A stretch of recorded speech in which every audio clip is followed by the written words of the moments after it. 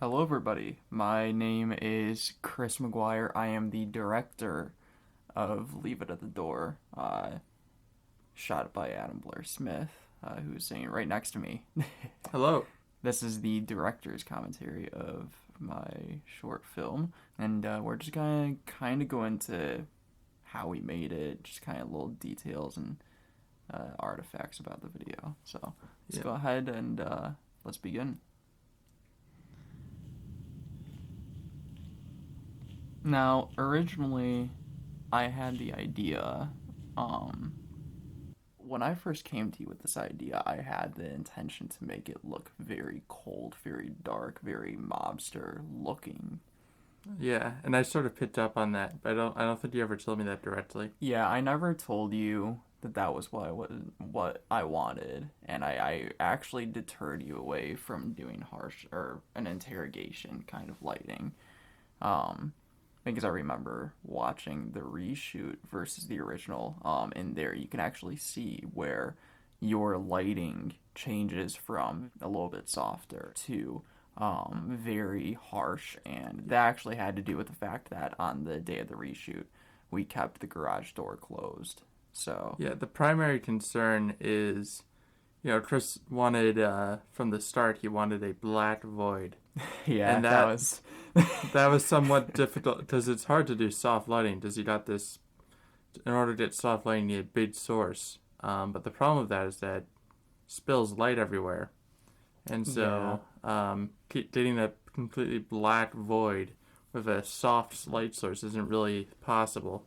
So we had to figure out how to make hard light really look pleasing, and I think I managed to pull it off at least for most of this film. Absolutely. We were definitely constricted with the fact that we can't use a soundstage or we don't have a big open space that's at least interior that we could have done this void effect well in. So we definitely worked around the parameters that we were set within, and I think for that alone, we definitely achieved a lot more than I thought was going to And be a lot and I capable. I almost do prefer the pools of light that you have, where you can see in this shot that is the lower half of your body isn't exposed at all, and I think that gives it a very dramatic, dreamlike effect. Absolutely.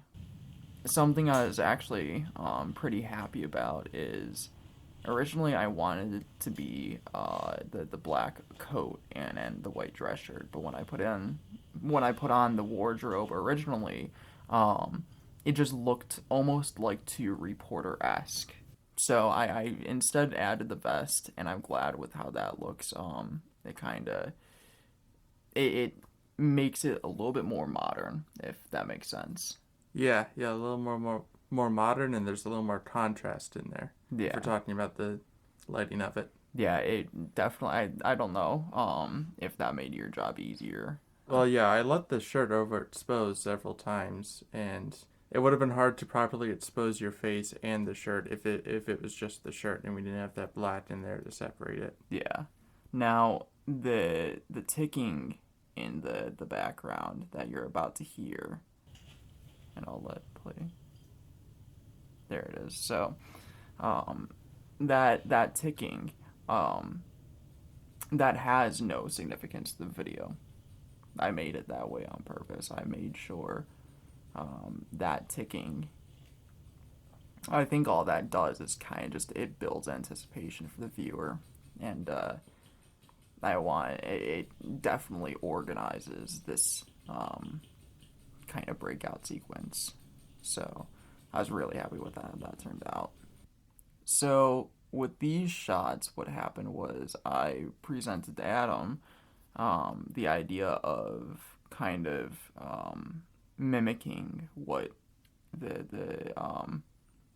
cinematographer did on the film Ferris Bueller's Day Off, where you can see there's that one art gallery scene where you can see that they zoom in very very heavily on Cameron's eyes and then onto the painting, that woman in the painting at least. So I wanted it to have some kind of reference or callback to that. For the lighting, I don't know if I covered this in the BTS, but I when we did the reshoot, because we shot this twice, once in my mom's room, which we didn't end up using, and then once more in the garage on the day where we did all the reshoots.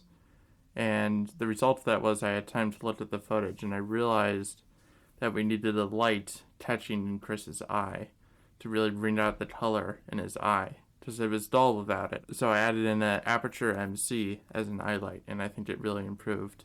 That was one of the most immediate things I've noticed in the reshoot, at least. When we were reviewing the footage and I brought it up side by side, the reshoot was, it was almost day to night, when you looked at it.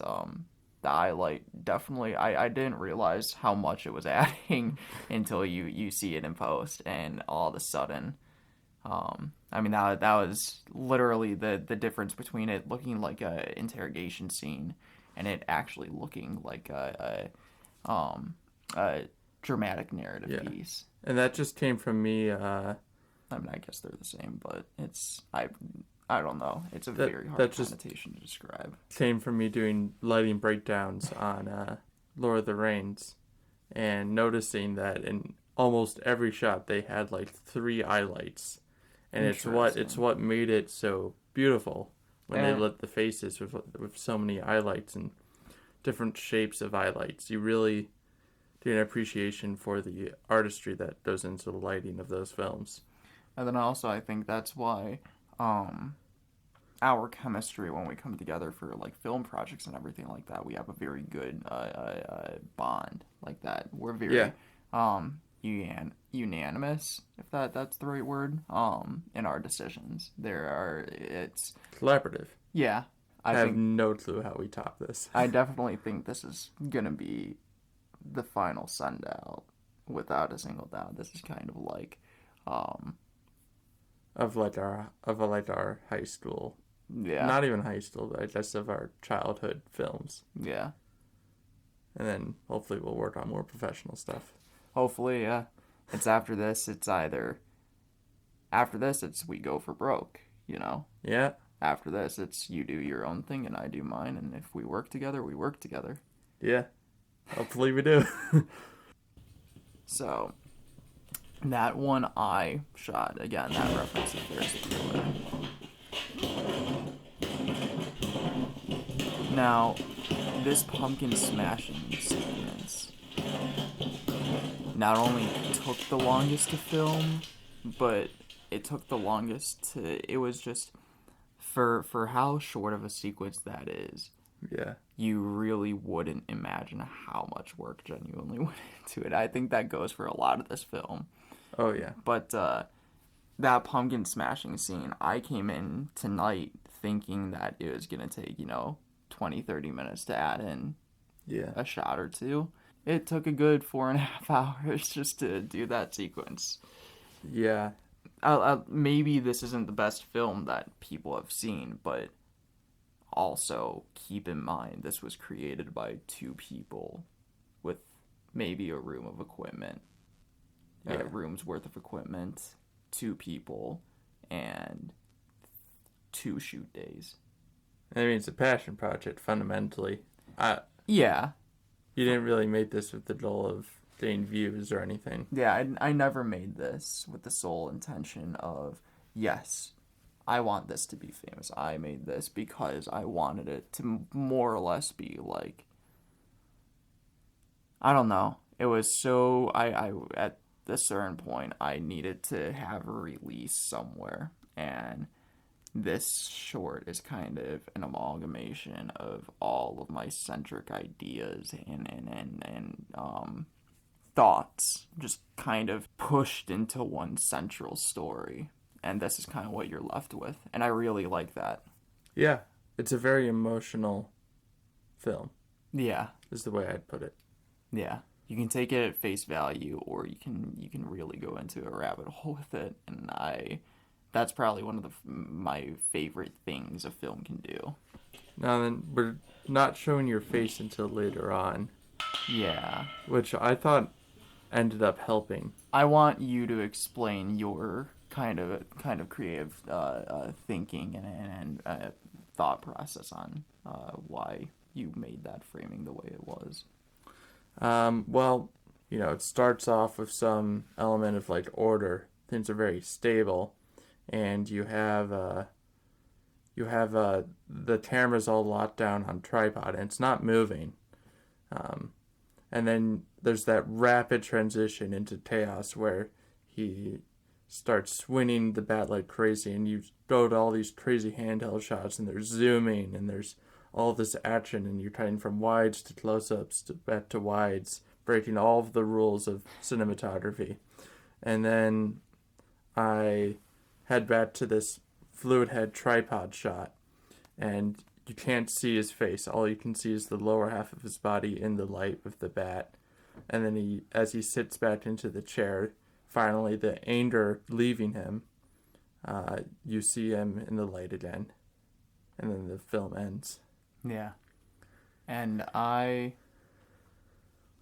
think not giving it any dialogue, and not even giving it like grunts, I think in that pumpkin sequence you can hear about 2 or 3 grunts.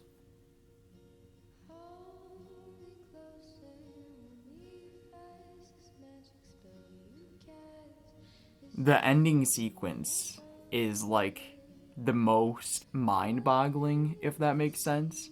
The original video ending was supposed to be that cut to black, and then in the early stages of storyboarding, as I wrote out the idea, it became, let's have the talent dead on the ground. And the first shoot, we ended the film like that. In fact, the shot is currently in my reel Yeah. still. So there is somewhere out there is a cut where I'm dead at the end of it instead of just gone from the scene.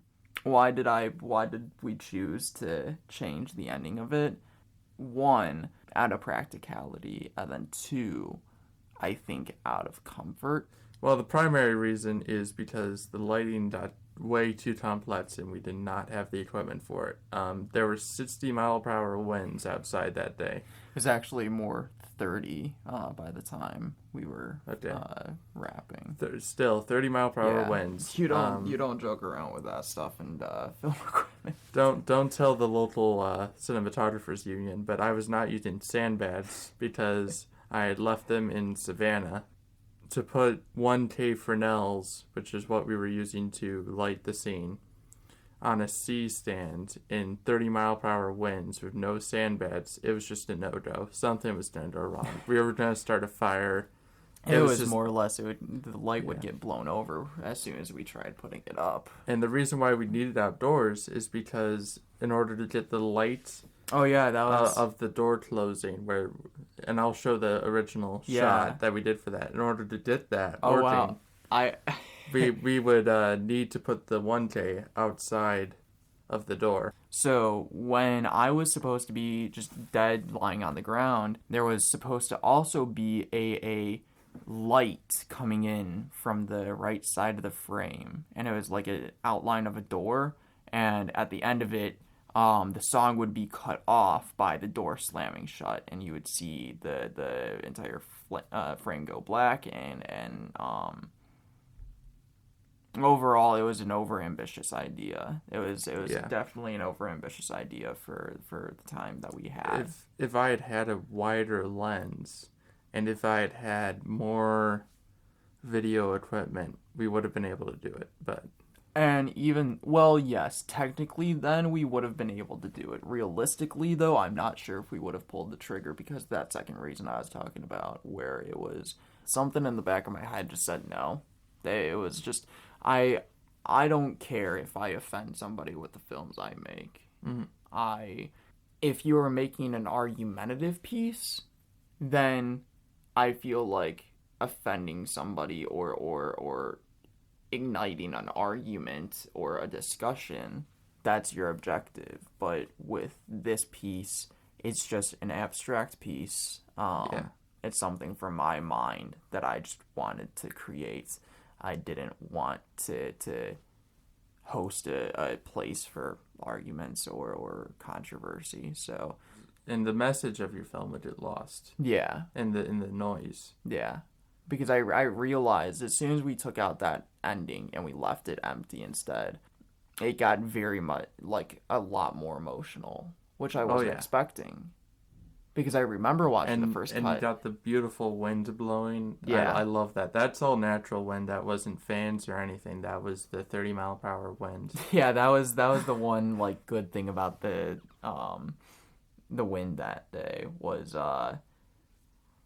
the fact that we were able to. I remember you saying, "Oh, we need to open the garage door for the final shot." And I'm like, "Oh, great." Since we're already, because we had like 30 seconds to come up with an ending, since I decided to yank the ending, Yeah. the old one, we're like, well, shit, what do we do now? And finally, I remember saying, you said you needed to open the garage door, so we couldn't do anything with sound. And I Yeah. said, oh, we're opening the garage door, that's fine, let it all blow away anyways. And that's when we started rolling the camera, and we've rolled. I think you said you wanted to roll for 3 minutes, and I called you Yeah. crazy for it originally. And then sure enough, I think 2.5 minutes in, and we get that one final like gust of wind that like blows the tablecloth over like the pumpkin carnage, and it kind of like wraps up the film really well when it does that. Yeah, I love that ending, man. That last It's shot. yeah. And with the bat framed in the bottom right corner. Anyway, right before we started rolling, I quickly said, hey, let's move the bat into frame. And I thought it created this beautiful framing and the light hit it just right where Yeah. it just barely exposed. And I'm really happy about how that shot turned out. Yeah. And I think just overall the reshoot of it couldn't have gone better. Yeah, I would agree. And what was interesting is when our shoot days are underway, there's a sense of speed and being rushed. Like there's a sense of panic. Yeah. Um, but realistically, there is no panic, and it's such an interesting dynamic because it's like this impending doom of oh god, we're never gonna finish this shoot, but we were relaxed as could be, and we had no worry in the world that we were gonna not Yeah. accomplish the shoot. So that was a very odd thing to experience, but yeah, I really enjoyed it. You and I were more focused on actually enjoying ourselves than making it a film for once. Yeah, and it was great. Exactly. It's one of the best days I've had on set. Yeah. So, all in all, I believe that right there is just going to be the capping moment for all of this. I think it's finally time to put this thing to bed. It's been such a hectic and interesting past like month experience. Yeah. It's been crazy. I've never done any like projects like this. I will absolutely do it again. So you aren't Peter Jackson here. You aren't being like, I'm never doing this again. Only small projects from now on. No, you want more of the big stuff. This was so interesting to me. I don't know why. This is utterly fascinating. Yeah. Yeah. I'm getting an insight into your mind that I don't normally get. That's what I like about it. Yeah, I think yeah, you like it because I've been way more vulnerable these past couple of weeks. And that's fascinating to see. Yeah. But no, I'm definitely doing more films like this, and I hope there's an audience for it because I mean, even if there's not, I'll still do it. Yeah. Yeah, me too. But if there's an audience, it makes it a hell of a lot better to know somebody's at least there to celebrate it with you, you know? All right. So, either way, I think that's a perfect way to end the story. Thank you, everybody, for joining tonight. I've been accompanied by my cinematographer, my best friend, and an excellent coworker, Adam Blair-Smith. And it's been fun going over the film with you guys, and I hope you enjoy it. Make sure you share it if you like it, and yeah, I'll see myself out, I guess.